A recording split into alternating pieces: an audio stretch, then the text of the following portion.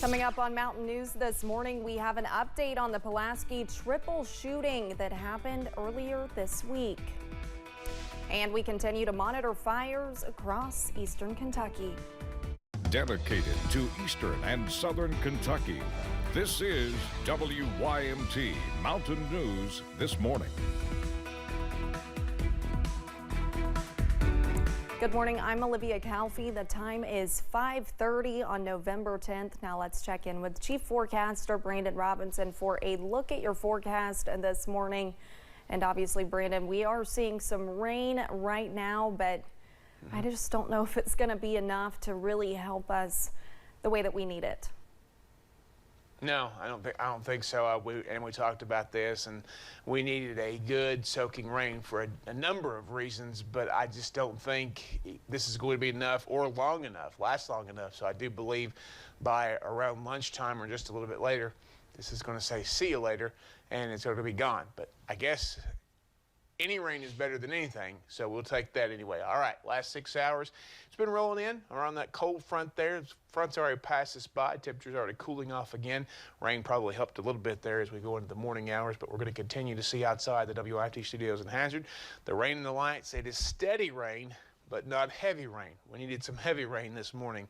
Steady out there. Temperatures still falling across parts of the area, 40s and 50s from, let's see here, 45 in Moorhead to 52, actually 53 in Grundy. That's kind of your range out there this morning.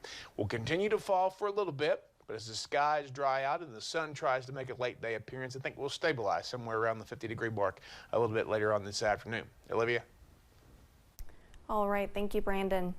A southern Kentucky man accused of killing his father and grandfather and trying to kill his grandmother is in an Indiana jail awaiting the process to bring him back to answer to the charges. Austin Prather was captured near Evansville Wednesday night. WYMT's Phil Pendleton spoke to police about the charges Prather is facing.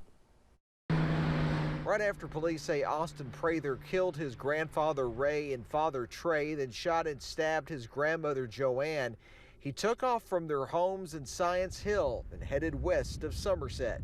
We got several tips that he had come through, left our county, went into other counties throughout Kentucky, and was asking people for money.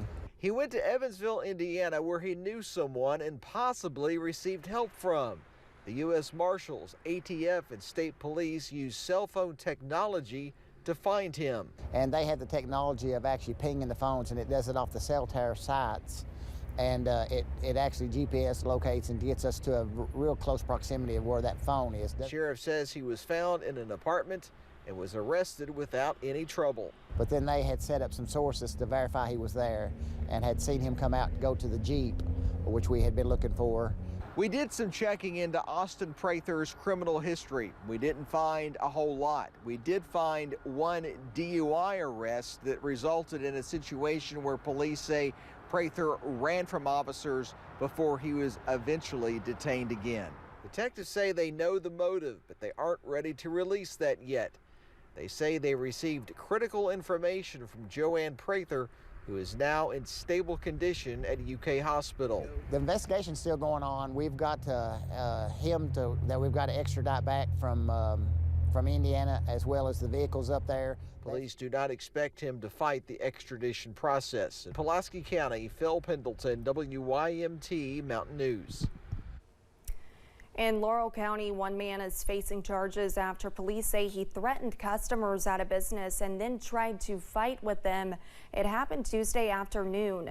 Deputies received a call that 46-year-old Jesse Malicote was being disorderly, urinating on store property and spitting on customers, all while armed with a hammer. When police arrived, they found Malicote walking up the highway. After a short pursuit and altercation, Malicote was arrested. Police in Tennessee are reaching out to the public about a fire they believe was set on purpose earlier this year.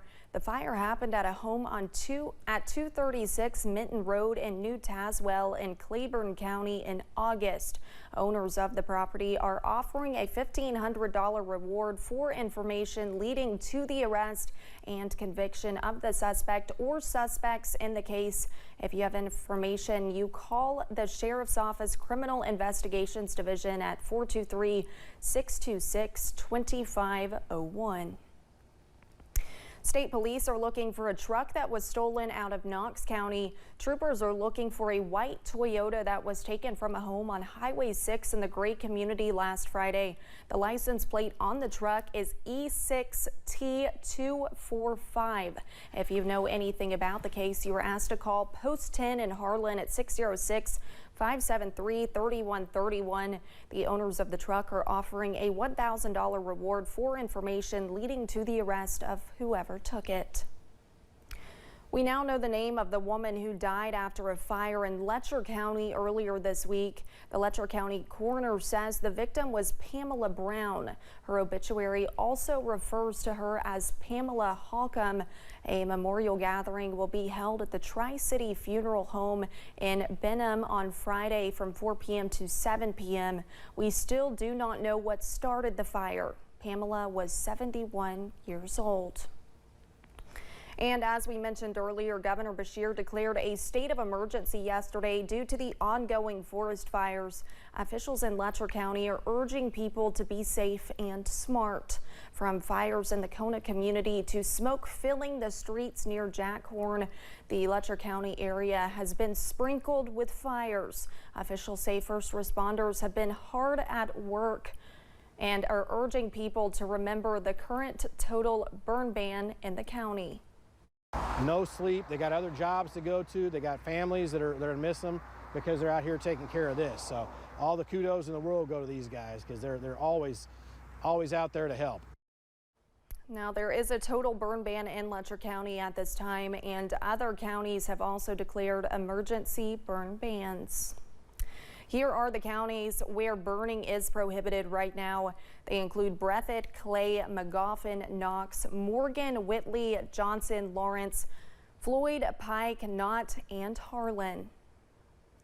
The Hazard Perry County Economic Development Alliance hosted its annual meeting with community leaders yesterday, providing updates on some of the latest economic developments and various projects that are in the pipeline.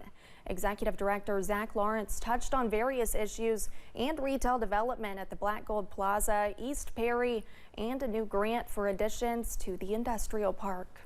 It'd be for a 200,000 square foot build-ready pad, which just expedites the company's timeline to get off the ground here when they decide to choose Perry County as home. So it's really important for the marketing of our community and to keep us in the forefront of company searches as they're out looking for their next location. Lawrence says they are also working on a few recruitment projects that would bring new manufacturing companies to the community. Election night was not just a big night in Kentucky. In Ohio, they voted to legalize recreational cannabis. While only medical marijuana is currently legal here in Kentucky, what does this change across the border mean for Kentuckians? Julia Sandor spoke to some advocates about it. You know, we've got a lot of folks that want to see a regulated industry. Kentucky's neighbor to the north just took a big stride in the cannabis industry. People in Ohio voted to legalize recreational marijuana use. Right, well, it shows that the tide of public opinion on cannabis legalization is undeniably turning. Across the nation, more and more people are expressing their support for reform.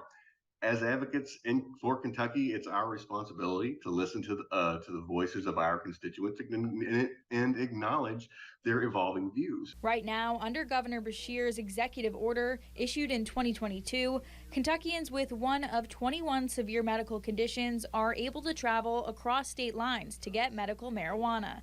And this year, after Beshear signed SB 47, medical marijuana use and sale will be legal in the state starting in 2025.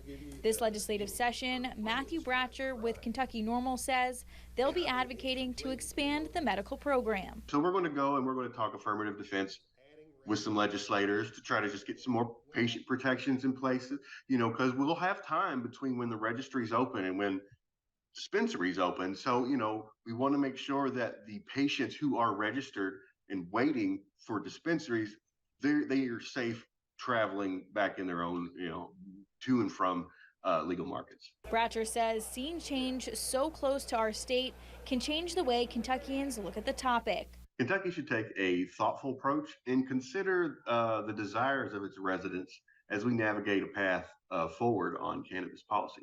In Lexington, Julia Sandor, WKYT. Bratcher says we will most likely see a lot of revenue go into Ohio once the legalization goes into effect. He says the cannabis industry isn't just about legalization, but also unlocking economic potential for Kentucky through job creation, tax revenue, and investment opportunities. When we return, Dr. Seuss is coming to life in this new exhibit in California, featuring some of the author's most iconic works. And the forecast continues to stay soggy for a few more hours, but not enough rain for our forest fire situation and our ongoing drought. I'll track it out for you in about 3 minutes.